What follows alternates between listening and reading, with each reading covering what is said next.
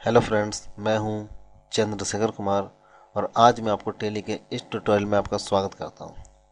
दोस्तों, अब हम सीख रहे हैं जनरल एंट्री करना। तो जनरल एंट्री में हमारे सामने नेक्स्ट प्रॉब्लम है, return goods to Mohan of the value of ₹500। यानी 500 रुपये का माल हमने मोहन को रिटर्न किया, तो इसकी हम एंट्री कैसे करेंगे वो जानेंगे। तो मोहन माल को रिसीव कर रहा है, इसलिए ठीक है, मोहन अकाउंट को हम डेबिट करेंगे। ठीक है, क्योंकि माल जो है वो मोहन को रिटर्न कर रहे हैं, इसलिए मोहन अकाउंट को डेबिट करेंगे to purchase return account. Mohan account debit to purchase return account credit being goods return to Mohan, क्योंकि हम मोहन को हमने माल वापस किया इसीलिए। आगे फिर हम बढ़ते हैं, नेक्स्ट एंट्री देखते हैं। हमारे सामने नेक्स्ट क्वेश्चन है, a textile mill buy yarn for making cloth for ₹20,000 and pay VAT at the rate of 4%। ठीक है, तो एक टेक्सटाइल मिल क्या करता है, यार्न को बाय करता है, ठीक है, क्लॉथ बनाने के लिए 20,000 का, और उसमें वो 4% वैट भी पे करता है। तो इसकी मिनटी कैसे करेंगे? तो पहले यहाँ पे देखते हैं, हमारे पास अमाउंट दिया हुआ ये 20,000 है, तो 20,000 का हम 4% निकालते हैं। ठीक है, तो 20,000 का 4%, 20,000 गुना 4/100, ठीक है, बराबर हमारे पास 800 रुपया आ रहा है। तो आइए हम इसकी एंट्री करते हैं। तो यहाँ पर देखते हैं टेक्सटाइल मिल बाय, ठीक है, तो पहले परचेज कर रहा है। ठीक है, तो परचेज अकाउंट को हम डेबिट करेंगे, कितना, 20,000। ठीक है, 20,000 का परचेजिंग कर रहा है, इसलिए परचेज अकाउंट को हम डेबिट करेंगे। ठीक है, उसके बाद हमारे यहाँ पे क्या वैट लग रहा है। ठीक है, तो वैट इनपुट हो रहा है, क्योंकि हम जब हम परचेज कर रहे हैं, ठीक है, तो परचेज कर रहे हैं तो हमारा माल हुआ, परचेज कर रहे हैं तो 20,000 का माल परचेज कर रहे हैं, और साथ में वो क्या वैट भी चुकाना पड़ेगा। कितना है, तो 4%, 20,000 800 रुपया, तो 800 रुपये में और भी चुकाना पड़ेगा। ठीक है, इसलिए वैट अकाउंट को भी हम डेबिट करेंगे 800 रुपये टू कैश अकाउंट, इसमें हम 20,800 भरेंगे।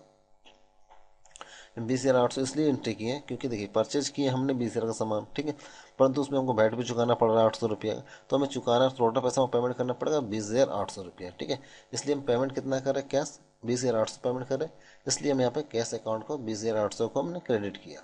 ठीक है, purchase account debit, VAT input account debit to cash account credit. ठीक है, being yarn purchased for making cloth and VAT paid. ठीक है, इसका एंट्री हो गया। और हम आगे बढ़ते हैं, next entry, the textile mill sell its product to the garment manufacturers for cash ₹50,000 and collect VAT at the rate of 8%। ठीक है, अब क्या किया वो मिल, वो जो प्रोडक्ट बनाया उसको क्या किया, मैन्युफैक्चरर को बेच दिया। ठीक है, कितने में, 50,000 में, और उसमें से 8% क्या किया, वैट को कलेक्ट किया। ठीक है, तो इसकी हम एंट्री कैसे करते हैं? तो जैसे कि हमने क्या केस में सेल किया, तो सेल किया कितना का, 50,000। ठीक है, तो 50,000 में हमने बेचा। ठीक है, और 8% इसका वेट निकाला 50,000 का। ठीक है, तो 50,000 का 8% हमने वेट निकाला, तो कितना निकला, 4,000। ठीक है, यानी 50,000 में हमने बेचा और 8% उसका वेट कलेक्ट किया, तो 50,000 ये हो गया और 8% उसका वेट 4,000 रुपया, तो 50,000 और 4,000 मिला के हो गया हमारे पास 54,000। यानी जब हम कैश को रिसीव करेंगे तो 54,000 उससे मिलेंगे। तो कैश अकाउंट हमारे पास डेबिट हो गया 54,000, क्योंकि 54,000 हमने रिसीव किया कैश।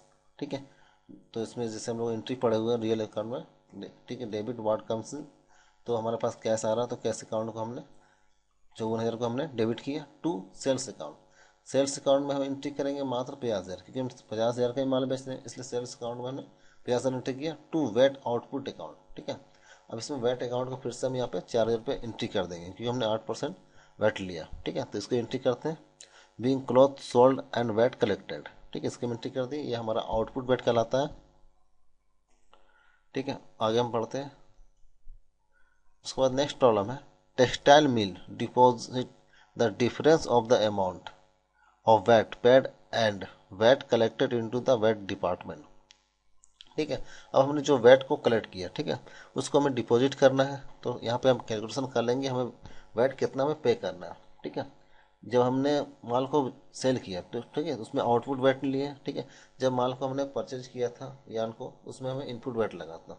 जब आउटपुट वैट मतलब हमारा, ठीक है, 4,000 है, और इनपुट वैट हमारा 800 रुपया। ठीक है, जिससे यहाँ पे हम देखते हैं, इसको पहले एंट्री में देख सकते हैं। ठीक है, ये टेक्स्ट टाइम में यहाँ देख सकते हैं, ये हमारा 800 रुपया है। ठीक है, इनपुट वेट है हमारा 800 रुपया। ठीक है, और आगे बढ़ते हैं, यहाँ पे देख सकते हैं आउटपुट वेट हमारा है 4000 रुपया। ठीक है, तो आउटपुट में से हम इनपुट वेट को माइनस करेंगे। ठीक है, तो हमारा जो भी वेट आएगा उसको हमें पेमेंट करना है। आउटपुट वेट में से इनपुट वेट को माइनस किए, 4000 में से 800 माइनस किए तो आ गया 3200 रुपये, यानी 3200 रुपया। ठीक है, ये 3200 रुपया हमें गवर्नमेंट को पे करना है। ठीक है, तो इसकी हम एंट्री कैसे करेंगे वो देखते हैं। तो इसमें हम एंट्री करेंगे VAT account debit to cash account. ठीक है, इन वैट जो हम पे कर रहे हैं वो कैश से पेमेंट कर सकते हैं या बैंक से चेक से पेमेंट कर सकते हैं, इसलिए हमने कैश अकाउंट या फिर बैंक अकाउंट की यहाँ पे एंट्री की है। ठीक है, तो ये क्लियर हो गया होगा कि वैट हम लोग कैसे कैलकुलेट करते हैं। और आगे बढ़ते हैं नेक्स्ट एंट्री में। अब हमारे पास नेक्स्ट प्रश्न है गुड्स लॉस्ट बाय फायर। ठीक है, ₹500 5000 insurance company admitted claim of ₹3000। ठीक है, क्या हुआ, आग लगने के कारण 5000 रुपये का माल हमारा जल गया। ठीक है, उसमें से इंश्योरेंस कंपनी वाला क्लेम हमारा 3000 रुपये का दिया। ठीक है, तो 5000 में से हमें 3000 मिला तो यहाँ 2000 का तो हमें नुकसान लग गया। ठीक है, उसको इंटरम कैसे करते हैं वो देखते हैं।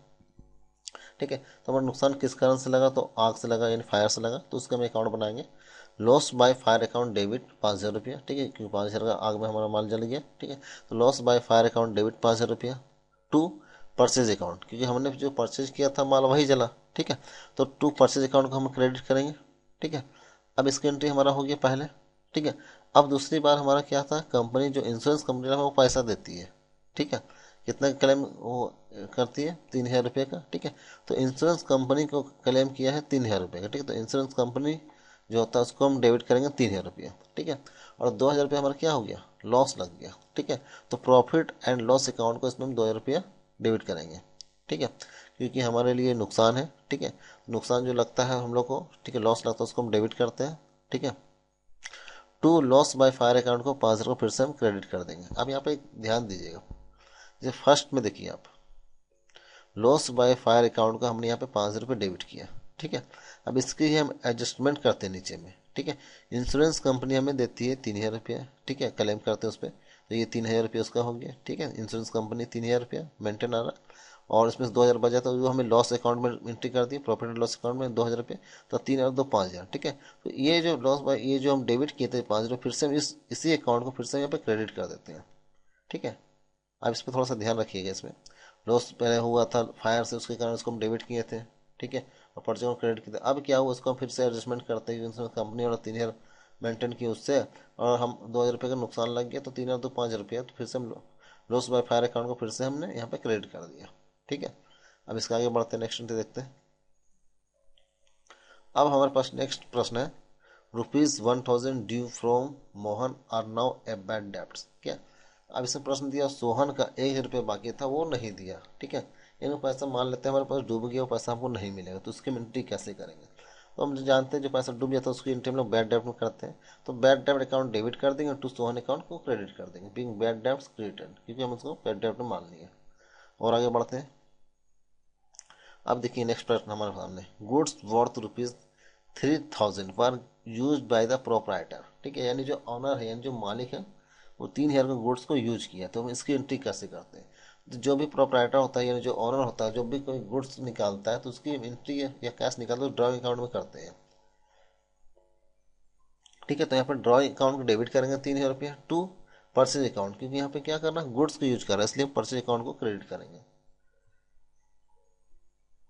और आगे बढ़ते हैं। नेक्स्ट प्रश्न हमारे सामने, charge depreciation at the rate of 10% per annum for 2 months on machine costing 30,000। ठीक है, यानी 30,000 रुपये का जो मशीन है, ठीक है, उसमें 10% हमारा डिप्रिसिएशन लगा। ठीक है, फॉर 2 मंथ के लिए, 2 महीने के लिए 10% पर एनम के अनुसार, यानी सालाना हमारा 10% डिप्रिसिएशन लग रहा है। ठीक है, यानी मशीन का ह्रास लग रहा है, और हमें 2 महीने का निकालना है, तो इसकी एंट्री कैसे करेंगे।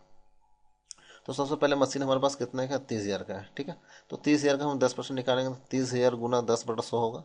अब हमें ये कितने महीने के लिए निकालना, 2 महीने के लिए, इसलिए 2 से गुना करेंगे, और साल भर में होता है 12 महीना, इसलिए 2/12 लिखेंगे। ठीक है, अब और उसको हम कैलकुलेट कर सॉल्व करेंगे तो हमारे पास आएगा 500 रुपया। ठीक है, इन 2 महीने का डिप्रिसिएशन जो हमारे पास निकला मशीन का वो 500 रुपया, डिप्रिसिएशन होता क्या वो हम समझ लेते हैं। जैसे कोई भी मशीन हम खरीदते हैं, ठीक है, तो वो धीरे धीरे पुराना होता है, उसका वैल्यू कम होते चले जाता है, ठीक है। जैसे नया मशीन आता है उसका दाम ज़्यादा रहता है, और जितने ही पुराना होते चले जाता है मशीन, उतने तरह उसका वैल्यू गिरते चले जाता है। तो इसीलिए हम लोग उसका एक डिप्रिसिएशन अकाउंट बनाते हैं, और लगभग सालाना हम लोग 10% को मान के चलते हैं कि हमें मशीन में 10% उसका रेट गिरते चला जाएगा। उसी के अनुसार इसका हम अकाउंट बनाते हैं, ठीक है। तो उसकी हम एंट्री कैसे करते हैं, तो हमारे पास कितना 2 महीने में कितना होगा डिप्रिसिएशन, 500 रुपये, ठीक है। तो डिप्रिसिएशन अकाउंट, ठीक है, डेबिट करेंगे 500 रुपये टू मशीनरी अकाउंट, ठीक है। यानी 2 महीना में हमारे पास मशीन का वैल्यू क्या हो गया, 30,000 में 500 रुपये माइनस कर देंगे, जो भी अमाउंट आएगा वो हमारा क्या हो गया, मशीन का वैल्यू निकल गया। तो इस तरह से हम इसकी एंट्री करते हैं और आगे बढ़ते हैं। अब नेक्स्ट क्वेश्चन हमारे सामने है, an old machine costing rupees 5,000 was sold for 6,000। अब क्या हुआ, एक मशीन था, ठीक है, जिसकी कॉस्टिंग है 5,000 रुपये, और उसको हमने बेच दिया 6,000 रुपया, तो 1,000 रुपये का तो हमें क्या हुआ, प्रॉफिट हुआ, ठीक है। तो इसकी हम एंट्री कैसे करते हैं, तो फर्स्ट में आप जानिए कि यहाँ पे हमारे पास जा रहा क्या और आ रहा क्या, ठीक है। तो हम बेच रहे हैं, तो हम यहाँ पे हम बेच रहे हैं, तो बेच रहे तो मशीन जा रहा और बदले में हमारे पास पैसा आ रहा है, ठीक है। तो दोनों रियल अकाउंट है, तो कैश अकाउंट हमारा, कैश हमारे पास आ रहा है, इसलिए कैश अकाउंट को डेबिट करेंगे, मशीन अकाउंट को क्रेडिट करेंगे। तो आइए इसकी एंट्री देखते हैं। तो कैश हम कितना रिसीव कर रहे हैं, एक है कैश हम कितना रिसीव कर रहे हैं, तो 6,000। तो कैश अकाउंट को हम डेबिट करेंगे 6,000 रुपया, ठीक है, टू मशीनरी अकाउंट। तो मशीन हमारे कितने का था, 5,000 का, तो मशीनरी अकाउंट को 5,000 रुपये लिखे। तो हमारे पास 1,000 रुपया और हमें एडजस्टमेंट करना, तो उसको हम लिखेंगे to profit and loss account, क्योंकि 1,000 रुपये का प्रॉफिट हुआ, ठीक है। इसलिए प्रॉफिट एंड लॉस अकाउंट को हम यहाँ पे क्रेडिट करेंगे। रूल भी होता है, जो भी कम हमारे पास इनकम होता है, ठीक है, या प्रॉफिट होता है, उसको हम लोग क्रेडिट करते हैं। तो प्रॉफिट एंड लॉस अकाउंट को हम यहाँ पे 1,000 रुपये क्रेडिट कर दिया, ठीक है। और आगे हम बढ़ते हैं, next entry, withdrew goods for personal use, cost price 4,000, sales price 6,000, ठीक है।